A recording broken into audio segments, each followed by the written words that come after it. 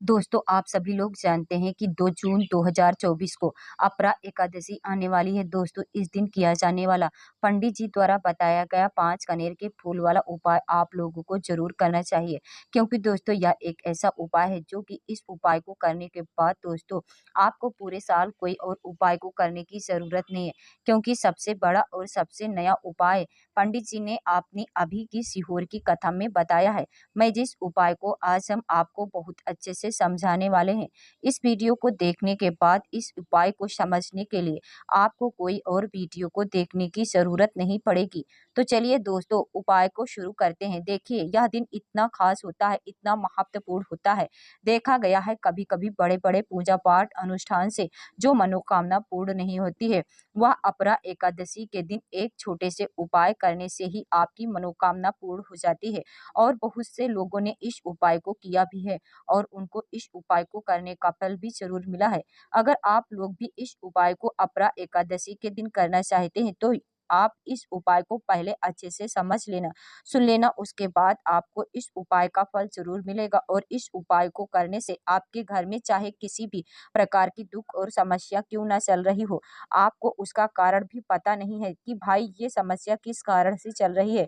उसका कुछ भी कारण हो सकता है, जैसे पितृदोष हो सकता है, किसी भी तरह का मंगल दोष भी हो सकता है और भी बहुत तरह के दोष होते हैं, कुछ भी हो सकता है। पर आपको इस उपाय को करने के लिए अपने दोष को पता लगाने की भी ज़रूरत नहीं है। अपरा एकादशी के दिन इन 5 कनेर के फूल वाले उपाय को आप लोगों को कर लेना है। दोस्तों, अब हम समझते हैं इस वाले उपाय को हमें करना किस समय है। तो सबसे पहली बात दोस्तों, हम समझते हैं कि यह 5 कनेर के फूल वाला उपाय करना किसको है। तो देखिए, यहाँ पर सीधी-सी बात है कि यह 5 कनेर के फूल वाला जो उपाय है, यह किस लिए किया जा रहा है। यह मनोकामना को पूर्ण करने के लिए किया जा रहा है, या आपके जीवन में जो दुःख और परेशानी है, उनको दूर करने के लिए किया जा रहा है, या आपका कोई बड़ा काम है जो कि नहीं हो पा रहा है, आप उसके लिए इस उपाय को कर सकते हो। तो सीधी-सी ये बात है कि आप अपनी किसी भी प्रकार की मनोकामना के लिए इस वाले उपाय को कर सकते हो। तो यह उपाय वह व्यक्ति कर सकता है, जिस व्यक्ति को किसी भी प्रकार की मनोकामना भगवान शिव जी से पूर्ण करवानी हो।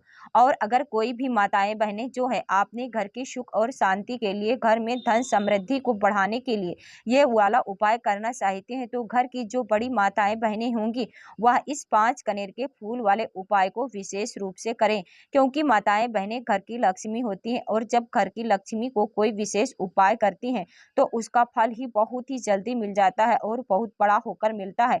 अन्यथा इस उपाय को कोई भी व्यक्ति कर सकता है, चाहे वह बड़ा हो, चाहे वो छोटा हो, चाहे वो बच्चा हो। जिस व्यक्ति को ये 5 कनेर के फूल वाला उपाय समझ आ गया, वह व्यक्ति इस 5 कनेर के फूल वाले उपाय को अपरा एकादशी के दिन ज़रूर करे, क्योंकि उसको इस उपाय का फल बहुत ही जल्दी मिल जाएगा। क्योंकि अपरा एकादशी के दिन भगवान शिव जी बहुत आसानी से प्रसन्न हो जाते हैं। तो आइए अब समझते हैं कि इस 5 कनेर के फूल वाले उपाय को आपको करना कैसे है और इस उपाय को करने का जो समय है वो क्या है। तो देखिए, इस अपरा एकादशी के दिन किए जाने वाली ये 5 कनेर के फूल वाला जो उपाय है, यह मुख्य रूप से सुबह के समय होगा। किस समय होगा? सुबह के समय होगा। आपको कोशिश यही करनी है कि सुबह के समय हम इस 5 कनेर के फूल वाले उपाय को कर लें। पर किसी कारणवश अगर आप सुबह इस उपाय को ना कर पाओ, आपको कहीं काम से जाना हो या किसी और काम की वजह से आप उपाय को ना कर पाओ, तो आपके पास फिर दूसरा मौका रहेगा, जो कि शाम के समय का रहेगा, प्रदोष काल का रहेगा। अब भाई, प्रदोष काल का समय भी एक बहुत ही लोगों के मन में प्रश्न बन जाता है कि भाई ये समय होता है कब का, कितने बजे से लेकर कितने बजे के बीच तक का यह समय होता है, ताकि हमें उपाय के लिए जो है करने का समय पता लग जाए। तो हम आपको बता दें, प्रदोष काल का जो समय होता है, शाम का समय, वह होता है शाम के 6 बजे से लेकर शाम के 7 बजे के बीच का। इस समय के बीच में आप उपाय को करोगे तो आपको उस उपाय का ज़रूर फल मिलेगा। तो शाम के 6 बजे से लेकर शाम के 7 बजे के बीच में आप लोग इस 5 कनेर के फूल वाले उपाय को कर सकते हो। तो भैया, बहुत सारे लोग यहाँ पर यह प्रश्न भी ज़रूर करेंगे कि भाई, हम तो नौकरी पर जाते हैं, हम अपनी ड्यूटी पर जाते हैं और आने में हमें देर हो जाती है, तो उस जगह पर हमें क्या करना चाहिए? तो देखिए, टेंशन लेने की ज़रूरत नहीं है। अगर आप लोग इस उपाय को शाम के समय प्रदोष काल में कर रहे हो और अगर आप आने में देरी भी हो जाती है, आपको आने में 7 बजे तक आपने नहीं पहुँच पाते हो तो भाई आप 7 तक या रात 8 बजे तक भी अगर उपाय को करोगे तो भी चलेगा और इसमें भी थोड़ी देर हो जाती है तो भी आप उपाय को कर सकते हो, क्योंकि अपरा एकादशी का दिन यह दिन बहुत कम ही आता है और पूरे साल भर में, इसलिए जब आपको मौका मिल जाए जब आप इस उपाय को जरूर कर लेना। कोई भी उपाय हो आप कभी भी कर सकते हो। अपरा एकादशी के दिन बस कोशिश करना कि समय के थोड़ा मतलब अंतर्गत ही कर लो, पर किसी कारणवश अगर ना कर पाओ तो फिर आप थोड़ी देरी से कर सकते हो। आपको उपाय का फल जरूर मिलेगा क्योंकि भगवान शिव जी बहुत ही ज्यादा प्रसन्न होते हैं सभी भक्तगणों से जो उनको प्रसन्न करते हैं। तो अब हम यहाँ पर समझाते हैं कि आपको उपाय कैसे करना है। सबसे पहली चीज दोस्तों, यह जो उपाय है ये 5 कनेर के फूल वाला उपाय है। तो सीधी सी बात है, इस उपाय में हमें 5 कनेर के फूल तो लेने ही लेने पड़ेंगे। अब यहाँ पर एक सबसे बड़ी गलती होती है जो कि आप उपाय में करते हो और आपको पता भी नहीं लगता है, जो कि हम आपको बताने, देखिए, तो जो आप 5 कनेर के फूल लेकर आओगे, सबसे पहले तो कनेर का फूल आप लोगों को पता होगा कि कैसा होता है। हम आपको जब भी बता देते हैं, कनेर के फूल वो होते हैं जो कि पीले कलर के होते हैं, लंबे लंबे से होते हैं। आप लोगों ने देखा भी होगा, आप लोगों ने जो थंबनेल में फूल देखा हुआ था वही कनेर का फूल होता है। तो आप लोगों को वैसे ही 5 कनेर के फूल लेकर आने हैं। ये कनेर के फूल आप लोगों को बहुत आसानी से मिल जाते हैं, बस आपको इसका पेड़ ढूंढना होता है और बहुत सारे फूल उसमें लगे होते हैं, कुछ भी कमी नहीं होती है। बस दोस्तों आपको यहाँ पर ध्यान इस बात का रखना है कि अगर यह 5 कनेर के फूल जो है, मतलब कनेर के फूल का जो पेड़ लगा हुआ है वह किसी के अंडर में नहीं लगा हुआ है, किसी का वो पेड़ नहीं है, तो आप बिना पूछे जो है वह कनेर के फूल तोड़ कर ला सकते हो। पर अगर कोई सा कनेर का पेड़ किसी के घर के अंदर लगा हुआ है और आपको वह कनेर का फूल उसके घर के अंदर से चाहिए, तो भाई उससे पहले पूछना कि भाई हम जो है आपके पेड़ में से 5 कनेर के फूल ले ले। भाई उससे पूछना, क्योंकि यह वाले जो 5 कनेर के फूल आप ले रहे हो यह उपाय के लिए ले रहे हो और भगवान शिव जी को उपाय जब हम करते हैं तो भाई पूर्ण रूप से जो है हम पूरे विधि विधान से करते हैं। तो इसलिए अगर आप किसी के घर के अंदर जो पेड़ लगा हुआ है कनेर का, उस पेड़ से अगर यह फूल ले रहे हो तो भाई उस घर के मुखिया से पूछ लेना कि भाई हम उस कनेर के फूल ले लें। अगर वो हाँ कह देता है तो भाई उसके बाद आप उससे पेड़ से 5 कनेर के फूल ले लेना। अगर कोई कनेर का पेड़ ऐसे ही बाहर लगा हुआ है, खुले में लगा हुआ है, उस पर किसी का भी कब्जा नहीं है, तो वो आप जो है बिना पूछे भी उस पेड़ में से तोड़ सकते हो। किसी के घर के अंदर लगा हुआ है तो वह उससे पूछ करके ही 5 कनेर के फूल उस पेड़ से ले लेना। अब आपके पास 5 कनेर के फूल भी आ चुके हैं। अब दोस्तों कनेर के फूल के साथ में क्या हमें सीधा उपाय करना है या कुछ सामग्री भी लेकर जाना है? तो देखो, कोई भी उपाय जब हम करते हैं तो सीधी सी बात है, हम उपाय करते ही नहीं करने लगते हैं, उससे पहले हम भगवान शिव जी की पूजा अर्चना करते हैं। तो देखो, अगर यह उपाय अगर आप सुबह के समय कर रहे हो, प्रातः काल कर रहे हो, तो आप लोगों को अपने साथ में कम से कम 1 लोटा जल तो जरूर लेकर जाना ही जाना है। अपरा एकादशी का दिन रहेगा, वैसे ही माताएं बहनें अपनी पूजन सामग्री लेकर जाएंगे तो उन लोगों को लिए कोई दिक्कत नहीं है जो प्रतिदिन शिव जी के मंदिर जाते हैं।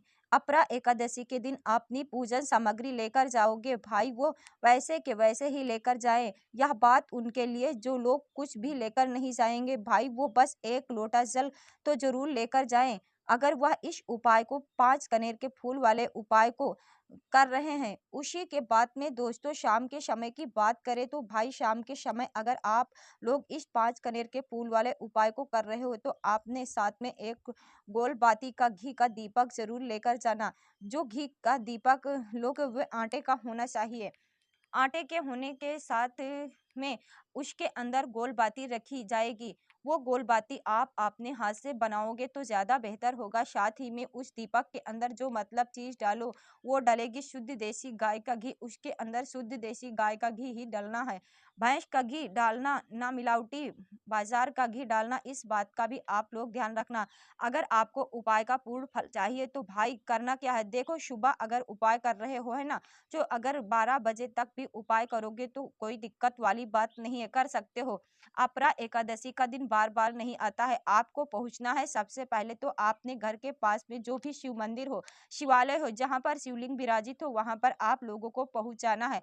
अब वहां पर पहुंच कर सीधा हमें जाकर उपाय करने लग जाना है। नहीं, आपको पहले अपना शिव जी के मंदिर के अंदर प्रवेश करना है, भगवान शिव जी के दर्शन करना है। पहले आपको अपनी पूजन अर्चना करनी है, जैसे कि 1 लोटा जल जो लेकर गए हो भाई, वह 1 लोटा जल चढ़ा दें। इसके अलावा जो भी पूजन सामग्री आपके फूल, धतूरा, गुलाल, अमीर गुलाल, जो भी चीज़ें चढ़ाते हैं, चंदन वगैरह, उन सारी चीज़ों से आप पूजन अर्चना कर सकते हो। पर जो उपाय के लिए 5 कनेर के फूल हैं, वो आप अलग ही रखना, वो उपाय के समय ही हमें निकालने हैं। तो पहले आप अपनी पूजन अर्चना कर लें, जैसे आप अपरा एकादशी के दिन, अष्टम के दिन करते हो, वैसे आप अपनी पूजन अर्चना कर लेना। इसी तरीके से शाम के समय जब आप अपने घर के पास में जो शिव मंदिर हो, वहां पर पहुंचते हो, पहुंचने के बाद आप पहले अपना वह घी का दीपक जलाना।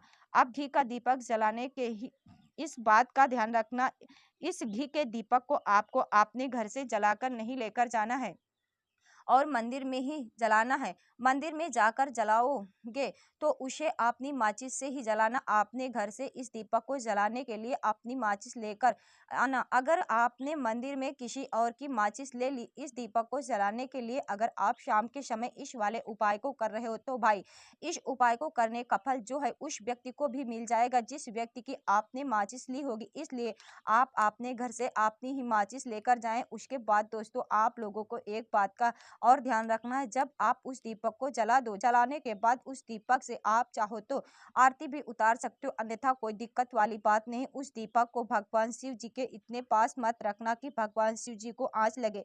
थोड़ी दूरी बनाकर ही जो है आप उस दीपक को जो है भगवान शिव जी आप उस दीपक को रख दीजिए। जैसे ही आपकी पूजन अर्चना हो जाती है, आप जल चढ़ा देते हैं।